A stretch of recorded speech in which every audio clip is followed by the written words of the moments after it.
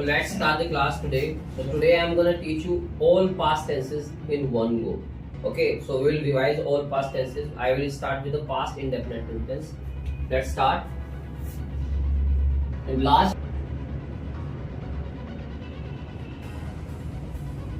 So present tense, when I just talk about my daily life, that is called present indefinite tense. But here I will talk about my last day, last month, last year, or day before 1 second. Even if I just talk about before 1 minute, it's also a past form.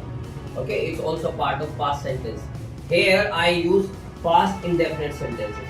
Suppose if I just talk about my early in the morning, कोई मुझसे पूछे कि तुमने क्या किया, तो मैं बोल सकता हूँ कि सुबह में जल्दी उठा, फिर मैंने ब्रश किया, मैं तैयार हूँ और फिर ट्यूशन आ गया. तो this all kind of sentences, गया, खाया, पिया, लिया, दिया, मिला, मैं उससे मिला, मैंने उससे देखा, मैंने उससे बात की. अगर आप बात की तक भी बोलते हो तब भी आप पास्ट इंडेफिनिट का यूज करेंगे. But if you all talk about the last day, कि मैं कल गया था, मैं उससे मिला था, मैंने उससे बात की थी, मैं मंदिर गया था, मैं मार्केट गया था, वो मुझे नहीं मिला था. In this all kind of sentences it is recent past. अगर वो रिसेंट पास्ट है then I can put V2. It means past indefinite sentences. How to prepare? Let's see. Very simple process. Firstly subject, V2 and then object. We have to be very careful while talking about the past tenses. अगर मैं past tense बोल रहा हूँ और there is no continuity, अगर उस sentence में continuity नहीं आ रही, मतलब रहा रही नहीं आ रहा है, then I can use these sentence.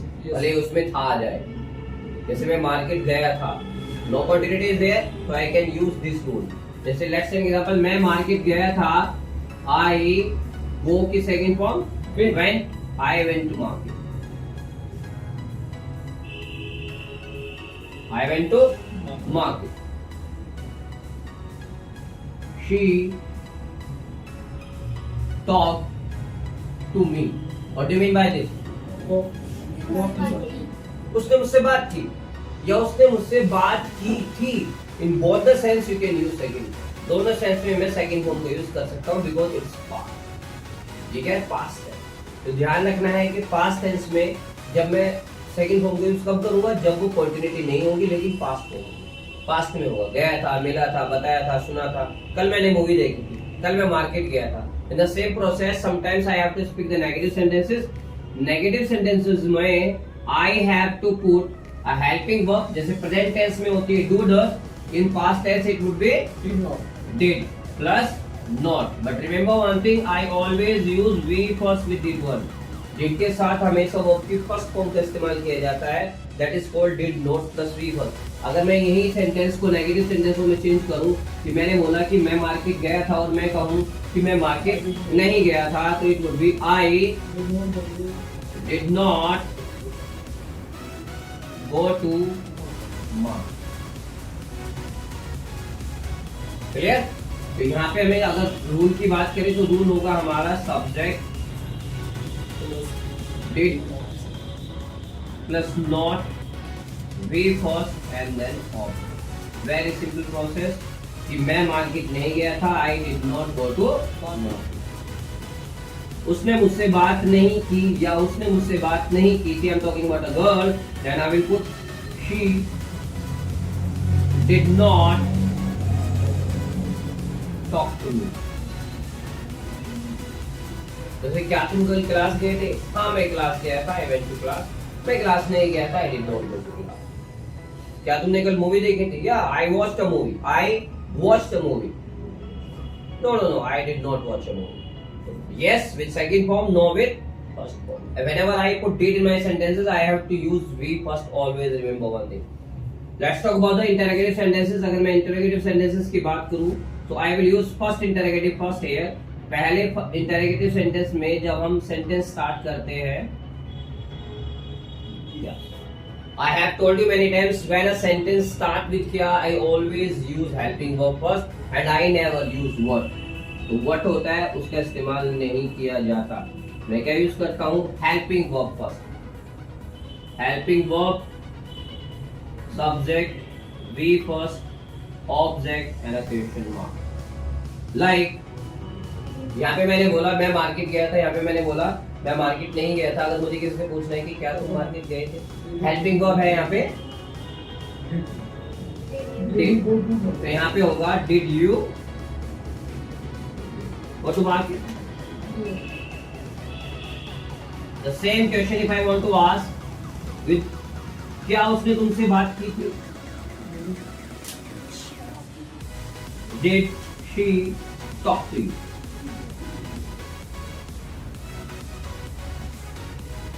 Is it clear? So remember one thing, that whether it is singular, whether it is plural, we always use did as a helping verb in interrogative and negative sentences. Interrogative and negative sentences को बिना किसी helping verb के नहीं बनाया जा सकता. So we need a helping verb. But remember one thing, every sentence has a different kind of helping verb. Her sentence का अलग अलग helping verb होता है. Is it clear? चलिए. Done? Without How I can practice like मैं गया था, मैं नहीं गया था, क्या तुम गए थे? वो मुझसे मिला था, वो उससे नहीं मिला था, क्या तुम मुझसे मिले थे? मैं सुबह जल्दी उठा था, मैं सुबह जल्दी नहीं उठा था, क्या तुम सुबह जल्दी उठे थे? With English, I woke up early in the morning, I did not wake up early in the morning. Did you wake up early in the morning? Is it clear? Yes, sir. Done. Let's move ahead. If I just talk about past continuous. Past continuous means when something was going on. Something was going on. कुछ चल रहा था, कोई काम चल रहा था जब मैंने नोटिस किया, जब मैंने देखा तो नोटिस किया. जैसे हाउ टू यूज काफी रूल देख लेते हैं. Here I will put subject was verb be first ing and then object. ध्यान रखना है, मोस्ट ऑफ द सेंटेंसेस में अगर वो कॉन्टिन्यूअस सेंटेंस है तो हम हमेशा वर्ब के साथ ing का यूज करते हैं. How to use with I, sorry singular person, I and singular. I and singular के साथ was का यूज होगा एंड प्लूरल के साथ लाइक हम यूज करेंगे verb. Plural means you, we, they, more than one person. Singular means single person. Got it? Remember one thing. In present tenses में use करता हूँ is a मैंने आ रहा था helping verb, और यहाँ पे मैं यूज कर रहा हूँ was verb. मैंने बताया था कि उस सेंटेंस में जब मैं प्रेजेंट कॉन्टिन्यूअस की बात कर रहा हूँ तो प्रेजेंट की बात कर रहा हूँ कि नाउ अभी क्या हो रहा है. अब इस सेंटेंस में बोल रहा हूँ कि तब क्या हो रहा था. जैसे एग्जांपल से समझते हैं कि जब मैंने राहुल को देखा वो सो रहा था, जब तुमने मुझे फोन किया मैं गाड़ी चला रहा था. तो in this kind of sentences में बता रहा हूँ कि तब क्या हो रहा था. जैसे एग्जांपल से समझते हैं, जैसे मम्मी खाना बना रही थी.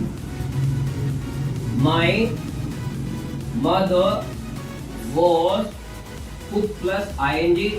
कुकिंग फूड भी कह सकते हैं और कुकिंग भी कह सकते हैं, बहुत आसान. वह रो रहा था. He is singular. He was. वह सो रहा था. He was sleeping. Clear? In negative tenses, I will put subject, helping verb plus not, be first, ing and then on. जैसे मम्मी खाना नहीं बना रही थी. जब मैं घर गया मम्मी खाना नहीं बना रही थी. My mother was not cooking. वह नहीं रो रहा था. He was not crying. Clear? In the same way, I can also prepare interrogative sentences जब हम यूज करेंगे helping verb पर, और helping verb यहाँ पर है was and were. These are called helping verbs. Clear? Same process. अगर मैं इंटरोगेटिव फर्स्ट की बात करता हूँ तो यहाँ पर हम लगा देंगे हेल्पिंग वर्ब पर. जैसे क्या तुम रो रहे थे. Were you crying.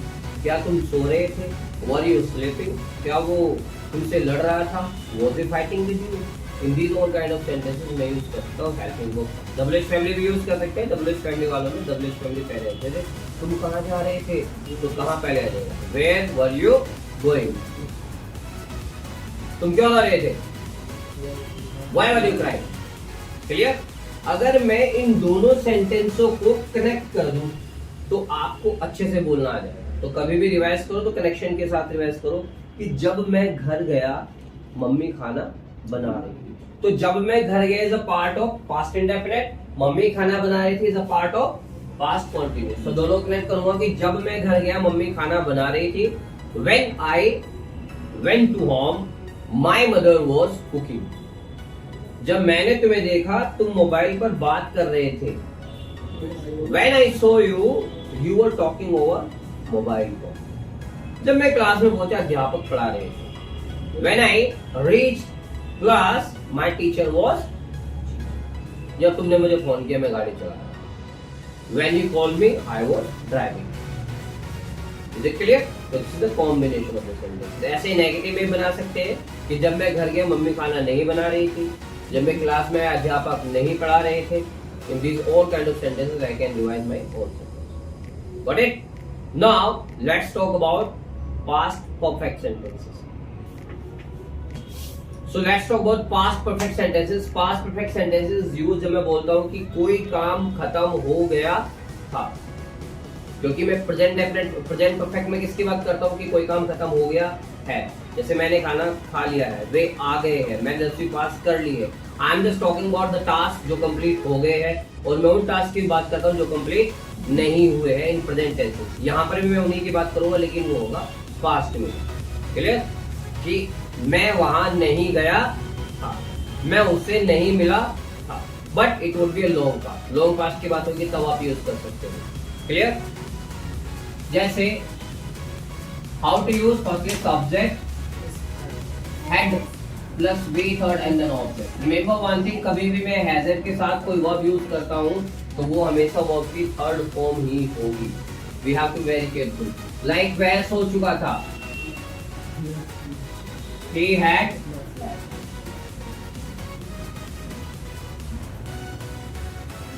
she had cooked food। वो खाना बना चुकी थी। तो बना चुकी थी, सो चुका था, खा लिया था। ध्यान रखना है कि कोई सेंस अगर समझना है, एक तो मैं बोलता हूँ मैं वहां गया था, एक बोलता हूँ मैं वहां चला गया था, तो थोड़ा सा सेंस चेंज हो जाता है। तो अगर मैं बोलता हूँ मैं वहां गया था तो मैं बोल सकता हूँ आई वेंट देयर। मैं वहां चला गया था, आई हैड गॉन देयर।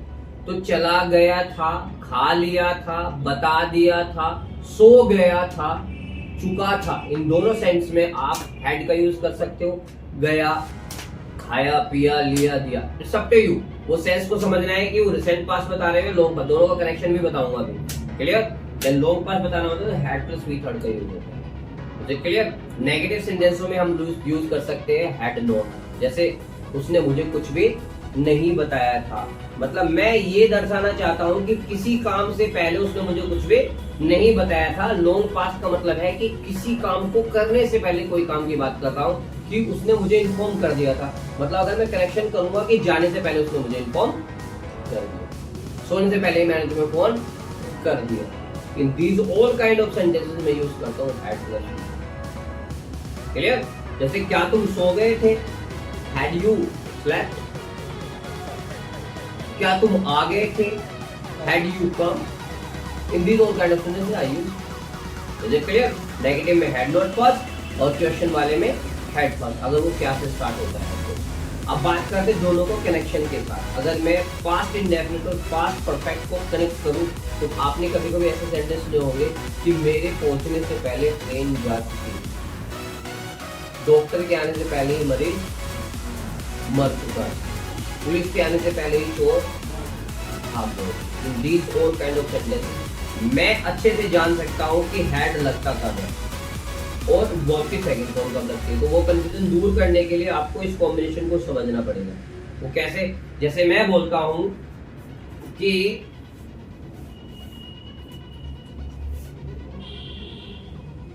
मेरे घर पहुंचने से पहले मम्मी ने खाना बना लिया। मम्मी ने खाना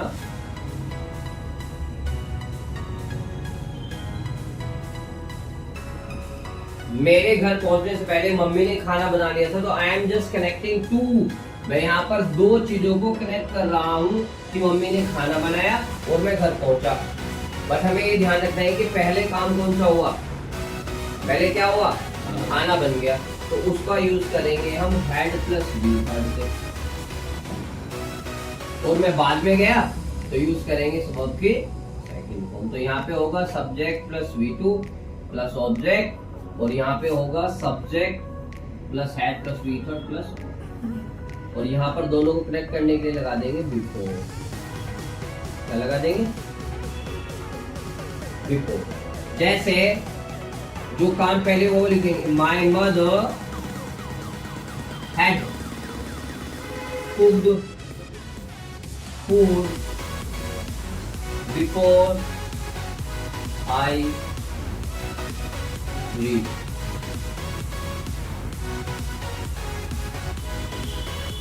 डॉक्टर के आने से पहले ही मरीज मर चुका था, तो पहले काम कौन सा हुआ, तो वो पहले बनाओ। The patient had died before the doctor. Police के आने से पहले ही चोर भाग गए थे, तो पहले काम कौन सा हुआ, चोर भाग गए। The thieves had run away before the police or arrived weekend। Is it clear? But ध्यान रखना है कि यहाँ पर भी दो प्रकार के सेंटेंस होते हैं, कि यहाँ पर मैं यूज कर रहा हूँ दो सब्जेक्ट, आई और माय फादर, चोर और पुलिस, डॉक्टर और पेशेंट, मैं और ट्रेन। कभी कभी ऐसा होता है कि मुझे दोनों काम खुद को करने पड़ते हैं। कैसे, जैसे सोने से पहले ही मैंने तुम्हें फोन कर दिया, तो दोनों काम कौन करेगा, मैं। तो मैं यहाँ पे यूज करूंगा I had informed you before plus V first plus ING, before sleeping, before sleeping. खाना खाने से पहले मैंने होमवर्क कर लिया था, I had done my homework before taking dinner. Okay, जाने से पहले उसने मुझे बता दिया था, he had informed me before leaving। सो अगर कोई भी इंसान दो काम कर रहा है, then I use this kind of combination. Okay, video है उसका भी लिंक मैं आपको शेयर कर दूंगा। ओके।